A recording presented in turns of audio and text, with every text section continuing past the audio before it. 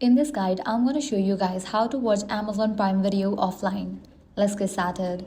First, launch your Amazon Prime Video app. Make sure you are logged in. Keep in mind that offline downloads are only available through the Amazon Video app on supported devices, and not every title is eligible for download due to licensing restrictions.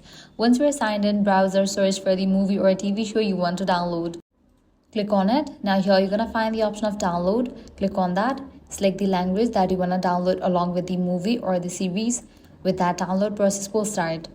In case you are downloading a series, you'll get the option to download each episode, or you can download whole season at once. Likewise, select your additional audio language and click on start download. Now wait for download to finish. You can head over to this downloads at the bottom of the app to access your saved content. From here, you can watch your downloaded videos anytime without an internet connection.